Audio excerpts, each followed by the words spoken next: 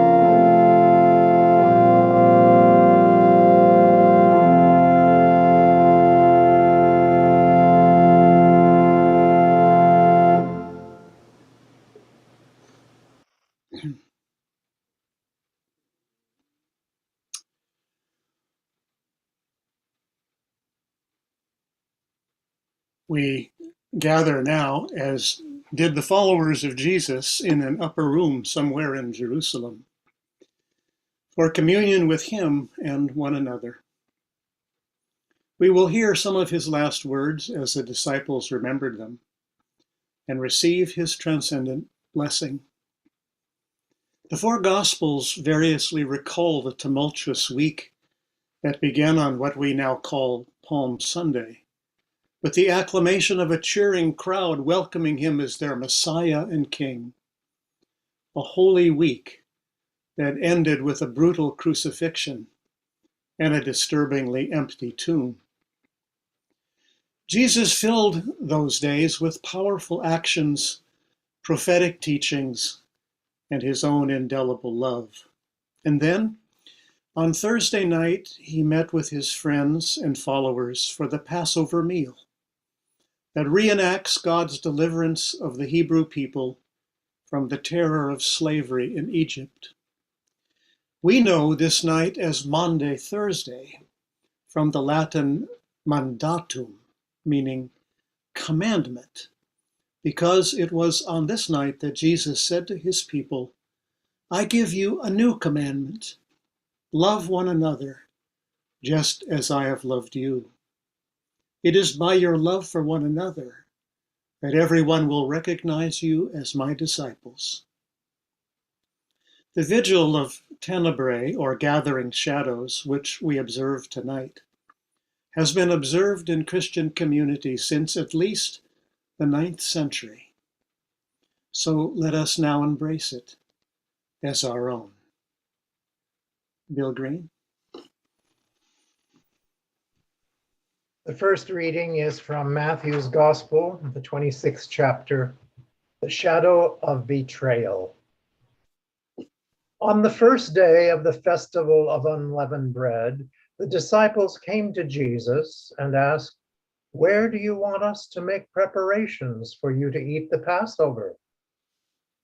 He said, "Go into the city to a certain man and say to him, 'The teacher says, my appointed time is near. I will keep the Passover at your house with my disciples.'" So the disciples did as Jesus had directed them, and they prepared the Passover meal. While they were eating, Jesus took a loaf of bread, and after blessing it, he broke it, gave it to his disciples, and said, "Take, eat. This is my body." Then he took a cup, and after giving thanks, he gave it to them, saying, "Drink of it, all of you, for this is my blood of the covenant, which is poured out for many for the forgiveness of sins. I tell you, I will never again drink of this fruit of the vine until that day when I drink it new with you in my Father's kingdom."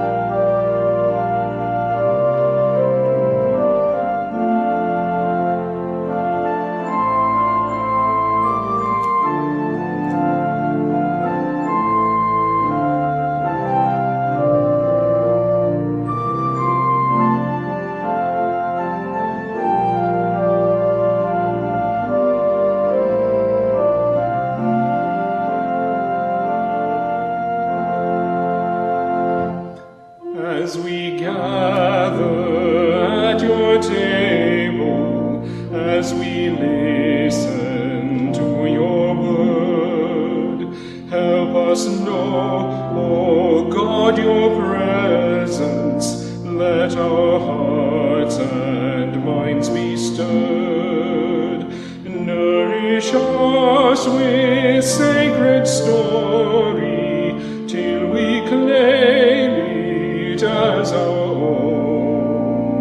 Teach us through this holy banquet how to make love's victory known. Turn our worship into witness in the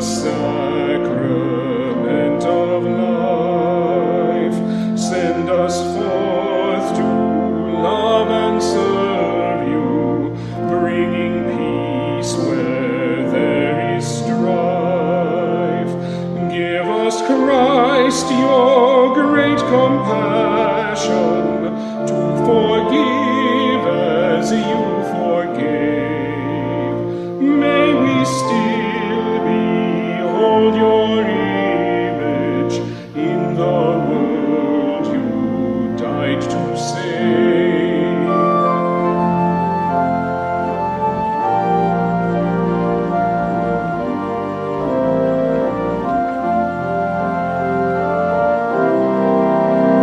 Gracious Spirit, help us summon other guests to share that feast, where triumphant love will welcome those who had been last and least. Then nor will envy bind us, nor will pride our peace destroy, as we join with saints and angels to repeat the sounding joy.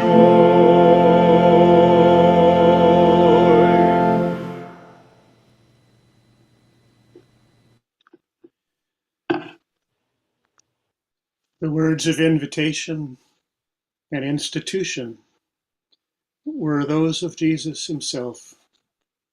For he said, "Take and eat of this, all of you. This is my body, broken for you." And he gave them the cup and said, "Drink of this, all of you, for it is the blood of the covenant poured out for many for the forgiveness of sins." And so, 20 centuries later, we gather in this virtual table with others who have followed him and sought him and believed in him and loved him, even as he has loved us. So with thanks for the bread and for the cup and for his presence in our midst, may we share the communion of the Lord's Supper, for all things are ready.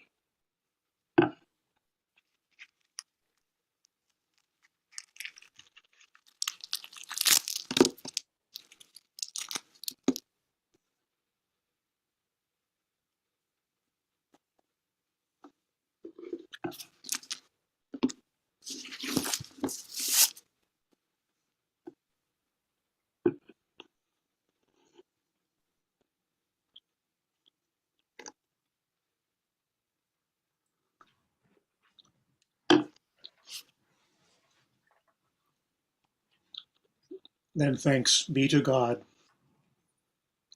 Karen. The shadow of agony and arrest. Matthew 26, 36 to 50. Then Jesus went with them to a place called Gethsemane, and he said to his disciples, "Sit here while I go and pray." He took with him Peter and the two sons of Zebedee and began to be grieved and agitated. And then he said to them, "I am deeply grieved, even to death. Stay here, remain here, stay awake with me." And going a little further, he threw himself on the ground and prayed, "My Father, if it's possible, let this cup pass from me.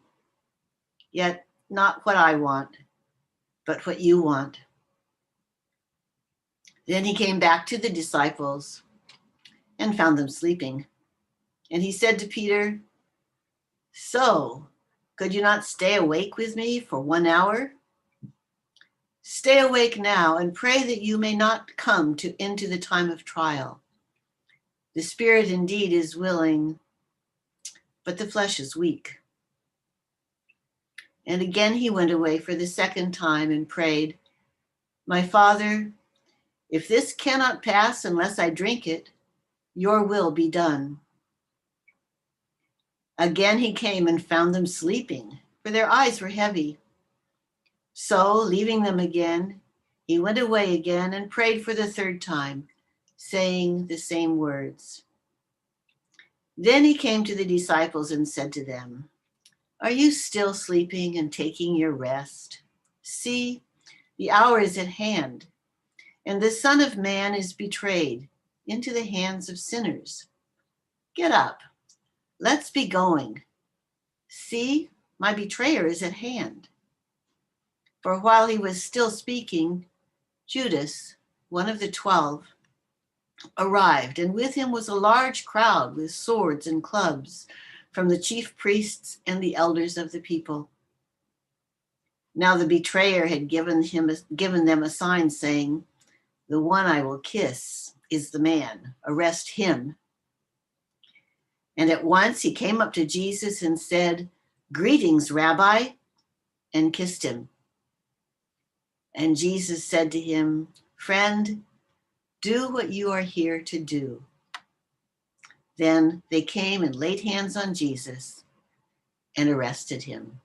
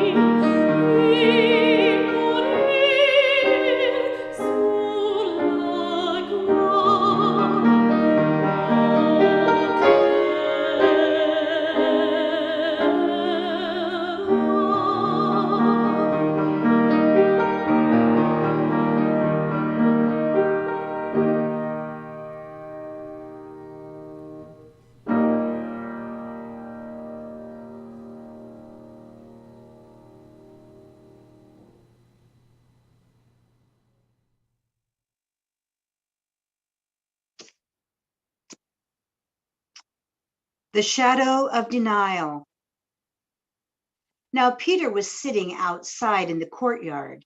A servant girl came to him and said, "You also were with Jesus, the Galilean." But he denied it before all of them, saying, "I do not know what you're talking about." When he went out to the porch, another servant girl saw him, and she said to the bystanders, "This man was with Jesus of Nazareth."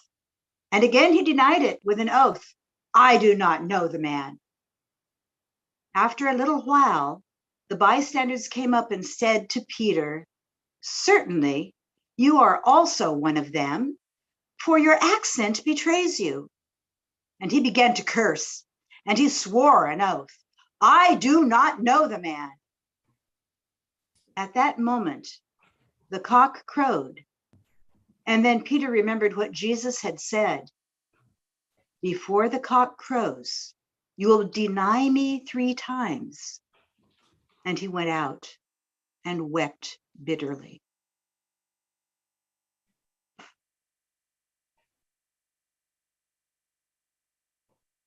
Please join in the call and response, which you will find in your chat.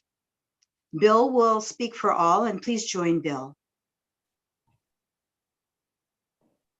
When life makes us forgetful, help us to remember.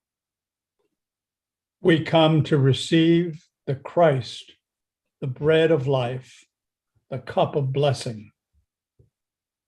Let us pass on the tender service he offers each of us. We come to receive the challenge of the new commandment, love one another. May we remain mindful of the many temptations of a world that would entice us, like Judas, to betray the trust of a suffering God. We come to travel with Jesus the way of the cross, so that our Easter Alleluia will take on new meaning. As we worship together and reflect upon the life of Christ, let us remember what discipleship may cost, as well as what it may reap.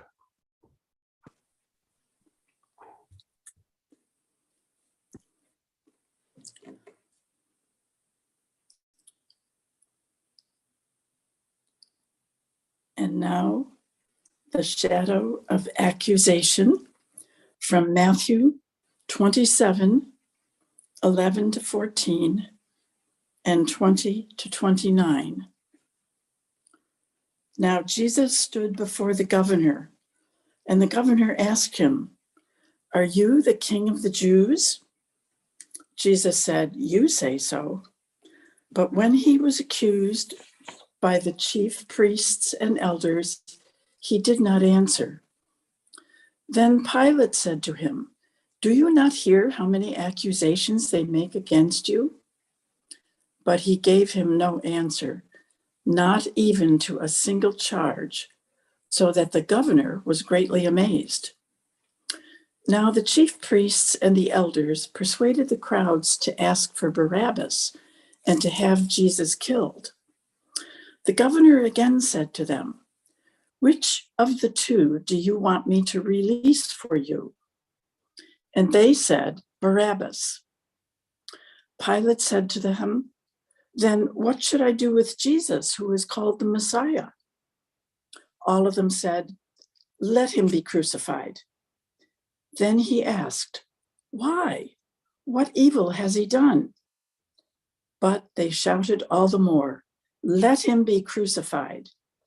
So when Pilate saw that he could do nothing, but rather that a riot was beginning, he took some water and washed his hands before the crowd, saying, "I am innocent of this man's blood.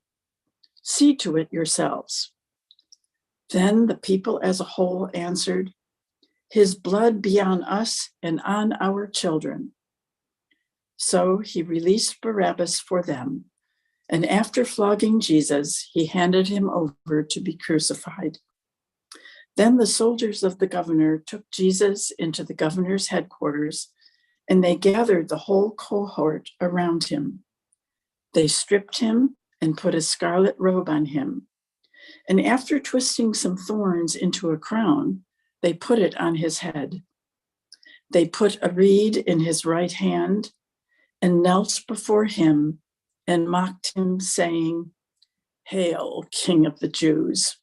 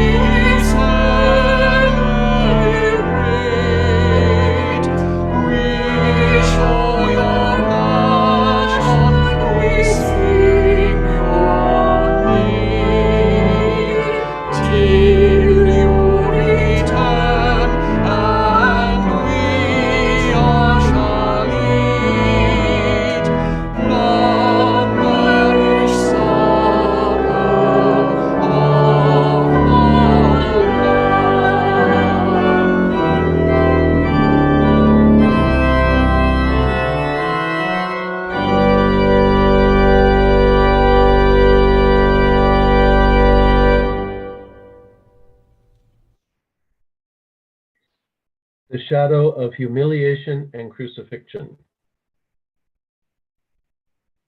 After Matthew 27:31 to 43. After mocking him, they stripped him of the robe and put his own clothes on him. Then they led him away to crucify him. As they went out, they came upon a man from Cyrene named Simon. They compelled this man to carry his cross. And when they came to a place called Golgotha, which means place of the skull, they offered him wine to drink, mixed with gall. But when he tasted it, he would not drink it. And when they had crucified him, they divided his clothes among themselves by casting lots. Then they sat down there and kept watch over him. Over his head, they put the charge against him, which read, "This is Jesus, the King of the Jews." Then 2 bandits were crucified with him, one on his right and one on his left. Those who passed by derided him, shaking their heads and saying, "You who would destroy the temple and build it in 3 days, save yourself. If you are the Son of God, come down from the cross." In the same way, the chief priests also, along with the scribes and elders, were mocking him, saying, "He saved others, he cannot save himself. He is the King of Israel. Let him come down from the cross now, and we will believe in him. He trusts in God. Let God deliver him now, if he wants to. For he said, 'I am God's son.'"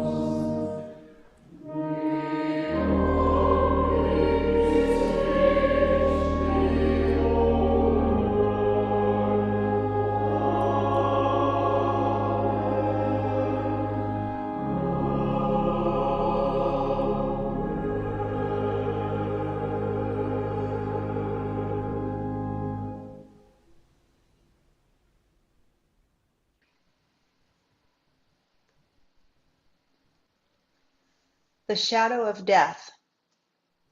Matthew 27:45 through 54. From noon on, darkness came over the whole land until 3 in the afternoon. And about 3 o'clock, Jesus cried with a loud voice, Eli, Eli, lema sabachthani. That is, my God, why have you forsaken me? When some of the bystanders heard it, they said, this man is calling for Elijah. At once, one of them ran and got a sponge, filled it with sour wine, put it on a stick, and gave it to him to drink. But the others said, wait, let us see whether Elijah will come to save him. Then Jesus cried again with a loud voice and breathed his last. At that moment, the curtain of the temple was torn in two from top to bottom. The earth shook and the rocks were split. The tombs also were opened, and many bodies of the saints who had fallen asleep were raised. After his resurrection, they came out of the tombs and entered the holy city and appeared to many. Now, when the centurion and those with him, who were keeping watch over Jesus, saw the earthquake and what took place, they were terrified and said, truly, this man was God's son.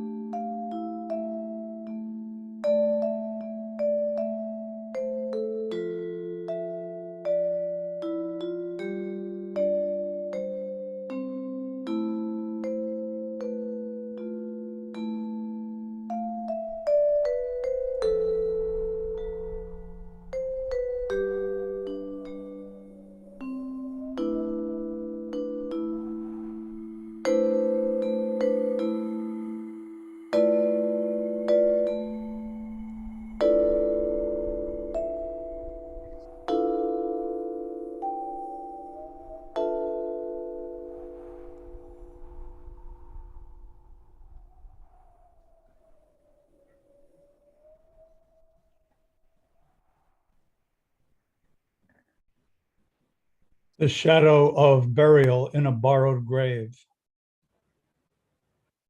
When it was evening, there came a rich man from Arimathea named Joseph, who was also one of Jesus's disciples. He went to Pilate and he asked for the body of Jesus, and Pilate ordered him to have it. So Joseph took the body and wrapped it in a plain linen cloth and laid it in his own new tomb, which he had hewn from the rock. He then rolled a great stone to the door and the tomb, and he went away.